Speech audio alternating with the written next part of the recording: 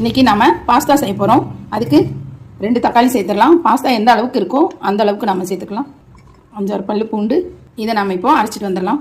கடாய் வச்சிடலாம். கடுகு சேர்த்துடலாம். ஒரு பெரிய வெங்காயம் சேர்த்துடலாம். தேவையான அளவு சால்ட்டு சேர்த்துக்கலாம். வெங்காயம் நல்லா ஃப்ரை ஆகட்டும். வெங்காயம் நல்லா ஃப்ரை ஆகிடுச்சு. நம்ம அரைச்சோம் இல்லையா, அந்த கலவையை சேர்த்துக்கலாம். இதில் காரத்துக்கு தேவையான மிளகாத்தூள் சேர்த்துக்கலாம். இதை நல்லா கலந்து விட்டுலாம். இது நல்லா மிளகாத்தூள் நெடி போகிற வரைக்கும் கொஞ்சம் ஃப்ரை பண்ணிக்கலாம். பாஸ்தா வந்து நம்ம கொஞ்சம் நேரம், அதாவது 10 நிமிஷம் ஊற வச்சா போதும். ஊற வச்சு கொஞ்சம் எண்ணெய் விட்டு வேக வச்சு ஒரு விசில் விட்டு வச்சுருக்கோம். இதை நாம் இதில் சேர்த்துடலாம். இப்போ உடனடியான பாஸ்தா ரெடி. சூப்பராக இருக்கும் இந்த மாதிரி செஞ்சீங்க அப்படின்னா. இதில் நீங்கள் எக் இருந்தால் நீங்கள் இதில் சேர்த்துக்கலாம். இன்றைக்கி நம்ம சேர்க்கலை. அது ஒரு டேஸ்ட்டாக இருக்கும். சூப்பரான பாஸ்தா ரெடி.